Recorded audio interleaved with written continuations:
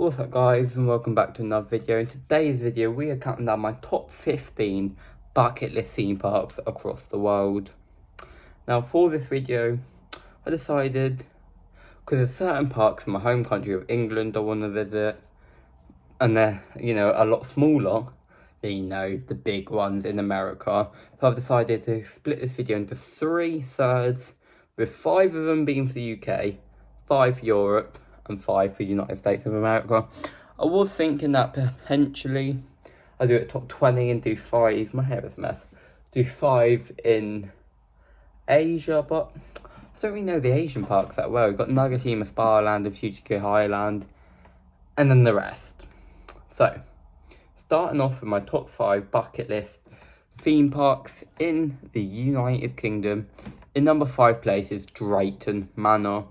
This is a small sort of family-owned park with a few quite big roller coasters. You've got The Wave, which is new-ish for this year. It recently got converted from an Intamin stand-up model to a sit-down model. And a lot of people saying that this is a huge upgrade with just lap bars, as literal 7-year-olds can ride this roller coaster. And their other sort of standout roller coaster is their new one that we still don't even know the name of. It's a Intamin family lift and launch. It was rumoured to have spinning cars, but still don't know if that's true. But yeah, that is Drayton Manor. We don't even know the name for that. In the 4th place is Legoland Windsor. I'll be honest, the only roller coaster here that I care about is Minifigure Speedway. It has some of the nicest trains I've ever seen. It's a Racing Zero Lego coaster. It's got the world record of biggest minifigure. Right. Yeah, so it's quite a cool roller coaster, and I really like the sort of car train that they have. In 3rd place is a Return Park, which is not Drayton Manor, Blackpool Pleasure Beach, also known as Pleasure Beach Resort. It is there because when I went the first time, Icon was being built, so I have never ridden the Mack multi-launch of Icon, and I really want to. Some other rides I haven't ridden is Revolution, but that's just not the same. I would like to get back on some of the old ones like Pepsi Max, the big one, and few of the Woodies too. In 2nd place is Oakwood Theme Park in Wales. Now this one I'm actually going to later this year. I'm also going to Blackpool later this year and the next one. But this is a new park for this year. There are 2 sort of standout roller coasters. Is Speed No Limits. It's a Gerstlauer Eurofighter, and it is very fast. It's got beyond vertical drop and quite a good layout for, just a Gerstlauer Eurofighter. Because you've got the other 2 Gerstlauer Eurofighters in the country. I think this one could potentially be the best out of the 3. I've only been on, of course, Thor. I haven't been to Adventure Island, but it's definitely better than that. Let's come on. And the other really good roller coaster is their CCI of Megaphobia. Now this is probably the main reason why I wanted to go to Oakwood. It's just such a good Woody. Probably the best in the country. Sorry Wicker Man fans, but come on.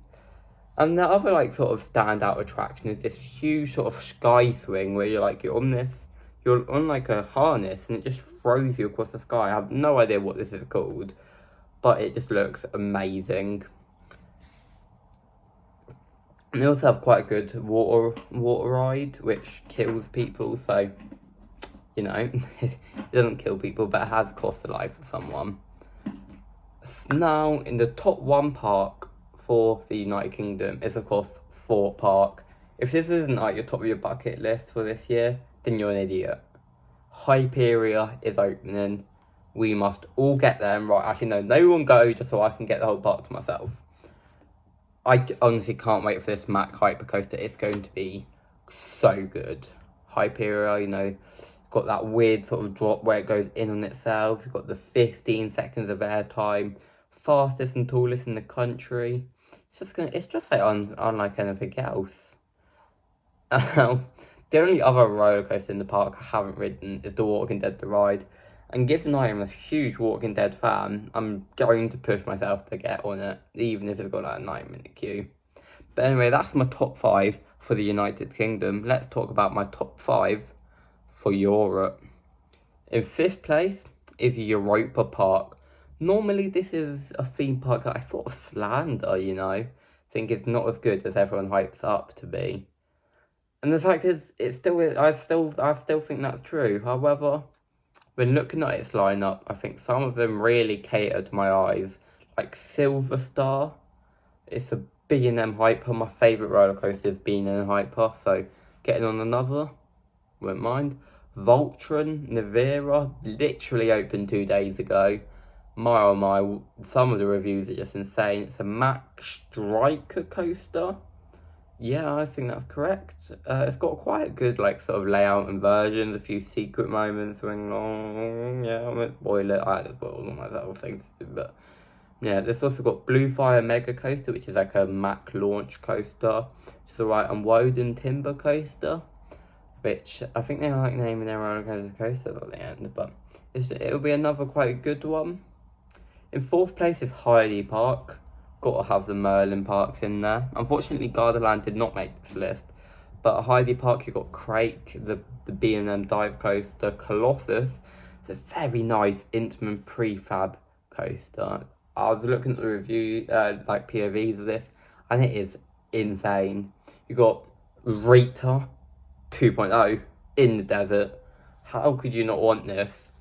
Unless you hate Rita, which is 99% of the population. But I love Rita, so this is good. And Fleur de Mon, which is a B&M wing coaster, which is supposed to be really good. It's not the first one. It wasn't the first one. No, it wasn't. The first one was out of Gardaland. In third place, that's a bit of a weird transition. In third place is Walibi Holland. Now, a lot of people are thinking, why is he not saying Walibi Belgium? Walibi Belgium's like better.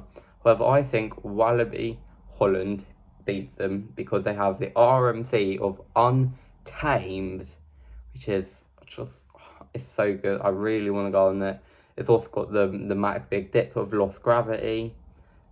It's got an Intamin Mega Coaster of Goliath, which those Intamin Mega Coasters are very good. I mean, it didn't make it onto this list, but Expedition G-Force at Holidayland, it's like one of the best in the world, and this is the same model. It's got to be a banger. And it's also the main reason why it's on the list, that next year they're getting a dueling RMC Raptor, where one of the trains sort of is more about inversions, intensity and speed. The other one's more about airtime and family audiences, which is a really good dynamic because most roller coasters never have one more easygoing and one more insane. My second park on this list is Parc Astérix. For a while, this was my number one park that I wanted to go to because of Two Tactus. It's beautiful. It's wing launch. It's just amazing. Every bit of roller coaster is perfection. And also, the other reason why I want to come to this park is Tonnerre Toulouse. My oh my, is this a good Woody? It'll probably be my favourite Woody when I ride it, and probably will never be topped. It is amazing. It's got a few other roller coasters, but none of them really stand out directly to me. I mean, I don't really like to be in an inverted model. However, Cyrus is supposed to be the best of its kind. And it's got a few other family sort of roller coasters, but they all kind of cater more towards the family thrill sort of section. And my top park for Europe is Energylandia. This should be at the top of everyone's Europe list. You've got Zadra, a very, probably like top 3 RMCs rated by everyone. I would say it's more top 2, as I'll get into that later in the American list. But it's just phenomenal. It's got Hyperion as well, which is a very good Intamin Mega Coaster, which surely should get the title of Hyper Coaster, but it doesn't. It's got Speed, the Mack Water Coaster, which just looks so vast and tall. And you've got Formula and Abyssus, 2 great Vekoma launch coasters. Crack my neck. There we are. Now, for the United States of America list, in 5th place is a bit of a weird one, but just hold on. I saw this part because like, it's so goofy. It's such a weird concept that I've just never seen before, so I have to do it. And that's Nickelodeon Universe in New York City. I know it's you got some of the biggest parks in the world, and I chose one in the shopping centre. But I mean, it's just such a cool concept I've just never seen before. And New York is one of the best places, like at the top of my bucket list for tourism reasons. And so this theme park would instantly get hit. And of course, it's got Shellraiser, which is the steepest drop in the world somehow in the shopping centre. Quite a good spinning coaster of Shredder. It's also got Sandy's Bronco Blast.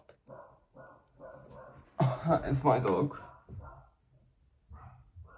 having a bark. We're just gonna have to power through.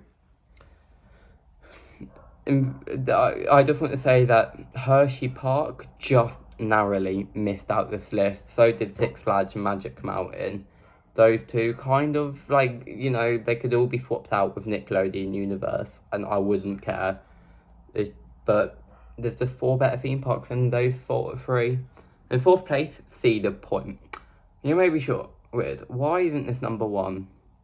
And I'll take to that, because some of their best roller coasters don't interest me. Magnum XL, just from the looks of it, just the worst big one. Maverick, I don't really enjoy the Blitz coasters. I think they're a bit overrated. There's 2 of them that I think are actually quite good, that I'll talk about later. But this one is just not it for me. Who knows? It'll probably blow me away on it.